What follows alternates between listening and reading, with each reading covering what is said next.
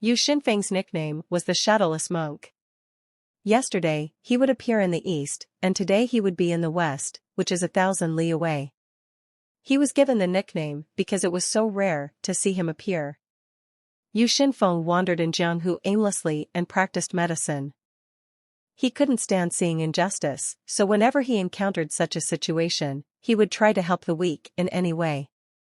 As a result, many people respected him and wanted to befriend him. Yu Xinfeng never rejected anyone who approached him. He had a good personality. Anyone he drank alcohol with even once considered him a true friend. Some people refer to Yu Xinfeng as the person who had the most friends in the world. Yu Xinfeng had one maternal niece, and she is currently traveling with him.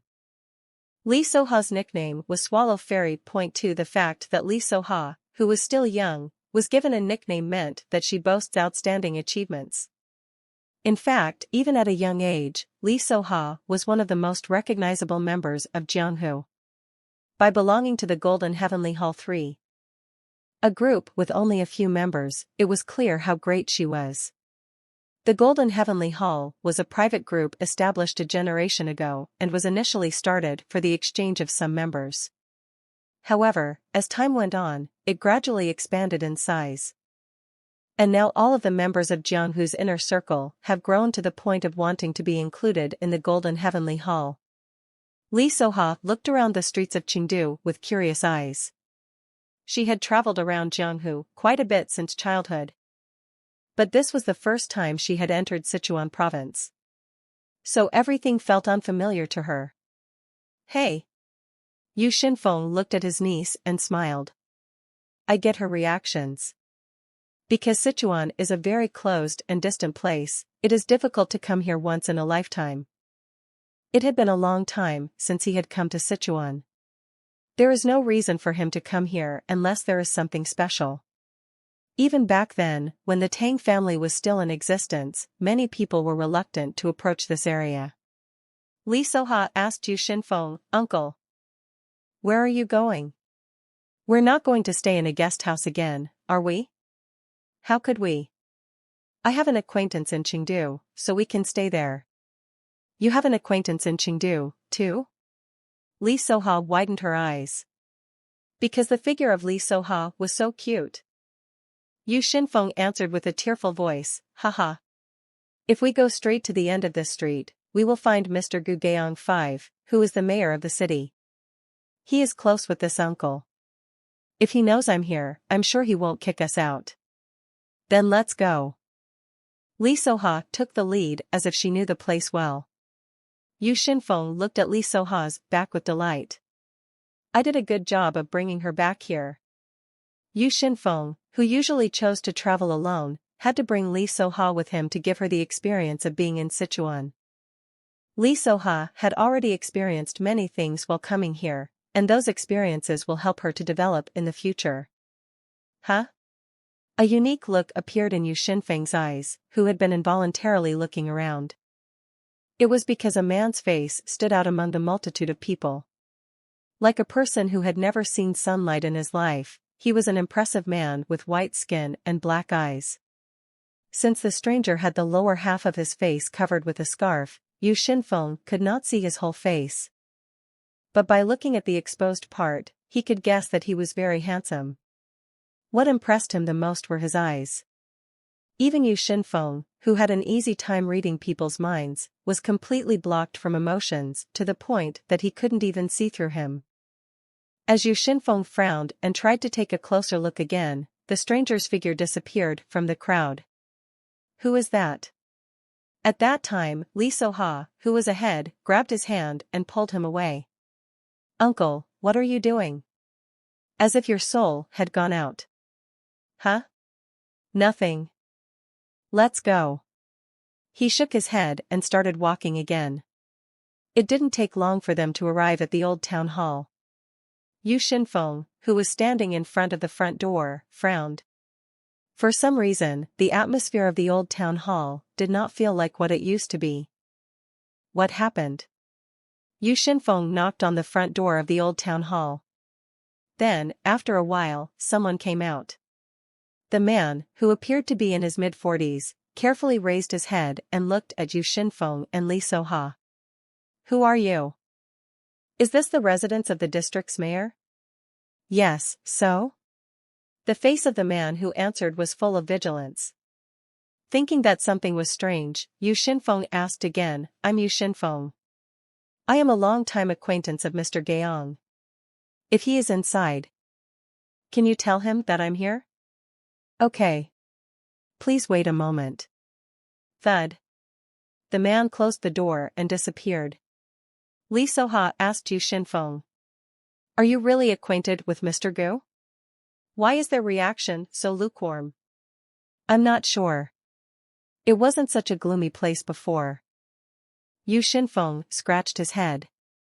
The Gu Gaong he knew was a warm and affectionate person more than anyone else. Like Yu Xinfeng, he also likes to meet and befriend people, so Gu Gaong was always surrounded by a crowd.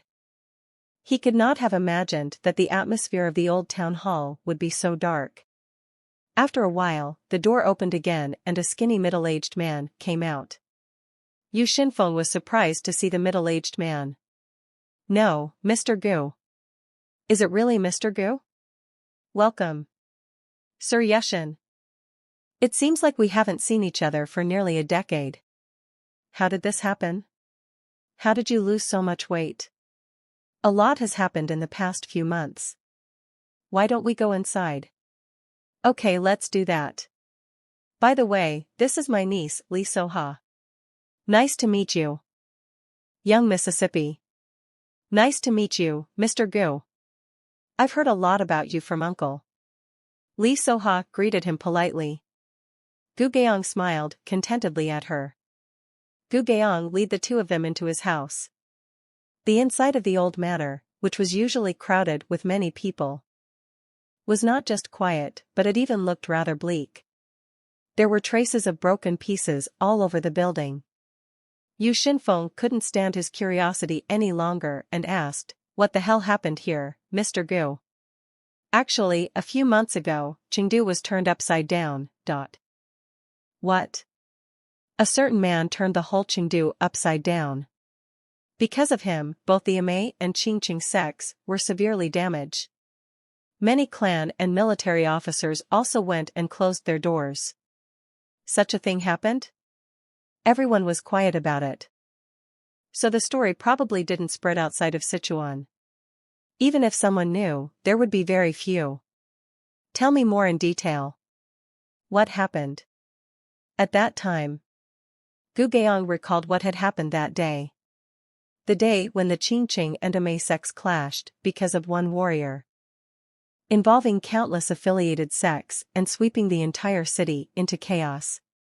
Even ordinary people were swept away by the madness. They became rioters and plundered. The mayor also became a target for the mob.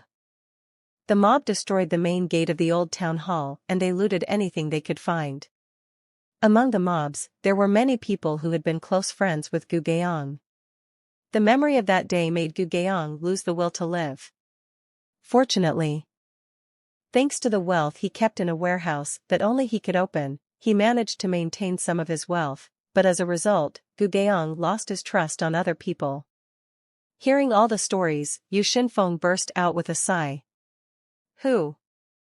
To think something like that would happen. I came to Mr. Gu's house without knowing. I'm sorry. No.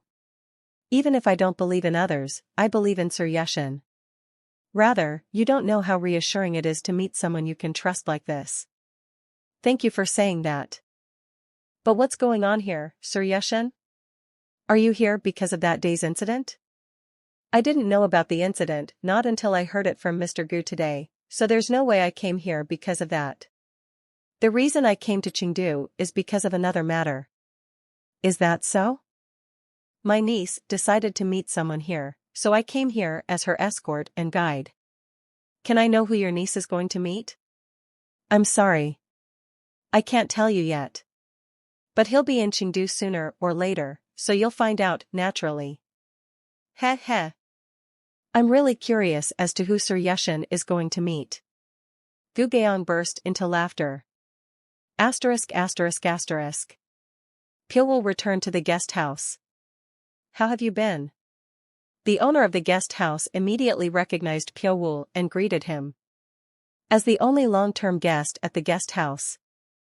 And knowing to some extent Pyeongwoo's whereabouts and capabilities, his attitude towards him was unparalleled. Even if the warriors know that Pyeongwoo is a terrifying creature, most of them don't even know his face. However, there were exceptions. And one of them was the owner of the guest house. He was at the scene where the incident happened that day. That's why he remembered Pyeongwoo's face clearly.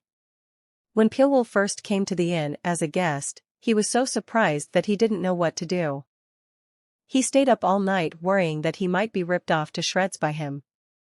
However, after being with Pyeongwoo for quite some time, he concluded that Pyeongwoo was not such a dangerous person. He wasn't particularly picky, and he didn't make unreasonable demands. From his outward appearance, no one would guess that he's capable of doing such a horrible thing. But the owner of the guest house still did not let down his guard.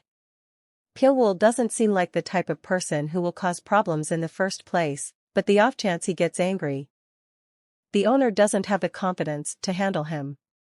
For that reason, the owner of the guest house treated Pyeongwoo with utmost respect. Fearing that he might make a mistake, the waiter refused to even come close, so the owner was the one who served Pyeongwoo directly. Would you like to have a meal again today? Some good fish came in, so how about boiled fish for dinner?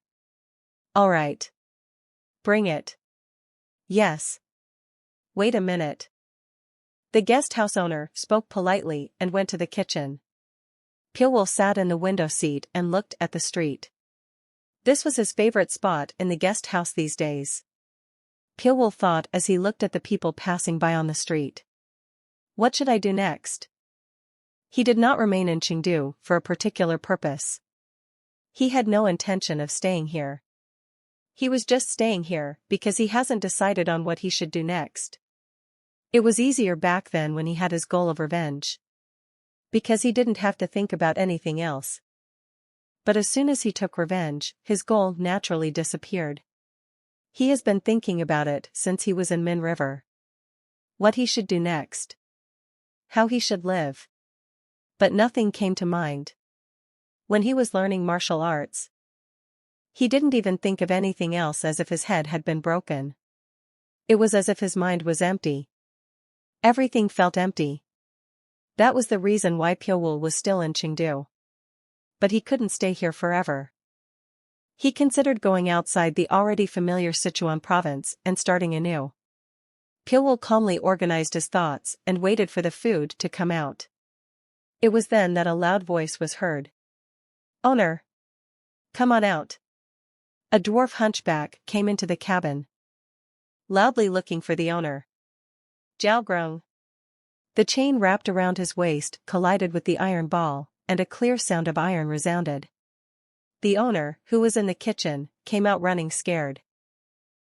Welcome. I'm the owner of the guest house. Give me 7 good rooms. Tioch. There aren't that many rooms right now. What? There aren't that many guests, so how come there's no room left? There are some people who reserved a room and only come in at night. Okay. I don't know what's going on. So either kick out other guests or give them money to get a room. Oh. No, don't. If you do that, my business will be ruined. If you go over there, a large guest house will appear, so go there. It's twice as big as us, so there'll be plenty of room left. What? Are you telling me to leave? Do you want to die? As the hunchback flared his eyes, he gave off a ferocious force. The face of the owner who received his momentum turned white. The hunchback who threatened the owner was the Iron Dwarf. It was impossible for a mere owner of a guest house to bear the momentum of Iron Dwarf, who was one of the top masters in Jianghu. The owner of the inn groaned as if he was running out of breath. The Iron Dwarf looked at the face of the owner of the guest house and grinned. The guests murmured while watching the Iron Dwarf. Then, the Iron Dwarf yelled. What are you talking about, you bastards? Those who don't even have the guts are always the one talking behind each other's backs. So what if you're tall? You fucking bastards. He spit out swear words without hesitation. The Iron Dwarf had always lived his life the way he wanted to. Being a hunchback from birth, he always suffered from a sense of inferiority. After learning martial arts, he used his sense of inferiority as a driving force to achieve what he is today. But that doesn't mean that his feeling of inferiority has completely disappeared. His sense of inferiority had always provoked him like a thorn in his chest, and it made him more ferocious. No one could stand his fierce gaze. He felt pleasure in seeing the people in the place where his eyes could reach, turning their heads or bowing. But only one person looked at him without averting his gaze. The moment he saw a man with snow-white skin and a more beautiful appearance than a woman, his anger exploded. What are you looking at? Why aren't you looking down? Who is that bastard that doesn't even look like a man?